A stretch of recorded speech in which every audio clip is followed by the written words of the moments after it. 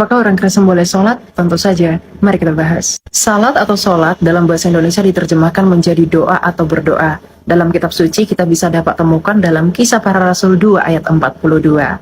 Di mana dalam bahasa Ibrani yang dapat kita temukan dalam Habrit Hakasah disebut dengan Hatefilah yang artinya adalah doa. Kita dapat menemukan terjemahan Kisah Para Rasul 2 ayat 42 dalam bahasa Aram dalam The Peshitta Aramaik, di mana kata salat atau doa dalam ayat tersebut diterjemahkan menjadi batselota. Jadi kata Arab solat itu berasal dari bahasa Aramaik yang berbunyi selota, yang artinya adalah doa atau dalam bahasa Inggris disebut dengan the prayers. Hal ini juga berarti bahwa untuk teks Peshitta Aramaik itu, untuk Kisah Para Rasul 2 ayat 42b akan berbunyi, dan mereka akan selalu menjalankan solat-solat mereka dan memecahkan roti dalam perayaan Ekaristi. Namun perlu diperhatikan bahwa kata solat itu tidak sering dipakai oleh orang Kristen di Indonesia, karena mereka berpikir bahwa kata solat itu identik dengan Arab atau bahkan umat Muslim.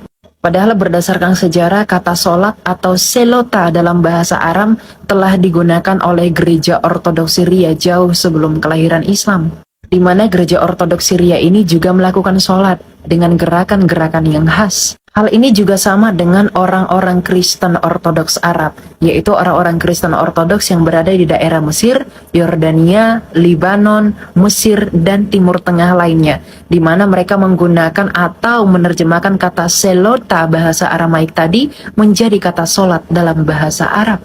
Sehingga kita tidak perlu heran di mana doa Bapa Kami oleh orang Kristen Ortodoks Arab itu disebut sebagai Sholatul Rabbaniyah. Beberapa golongan Kristen Arab juga melakukan sholat sebanyak 7 kali, di mana mereka melakukan teladan Daud yang merujuk dari Mazmur 119.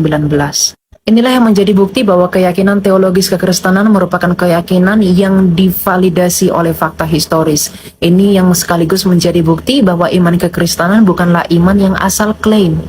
Lalu, kenapa orang Kristen tidak beribadah mengikuti gerakan-gerakan sholat yang mengikuti gereja mula-mula?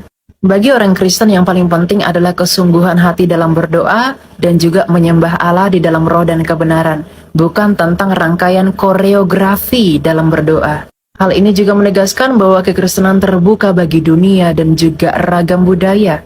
Jadi tidak penting bagaimana cara menyembah dan juga berdoa selama itu memuji dan memuliakan nama Allah dan dilakukan dengan penuh rasa syukur. Dan yang paling penting, biarlah doa dilakukan di dalam nama Yesus kepada Allah yang Maha Benar.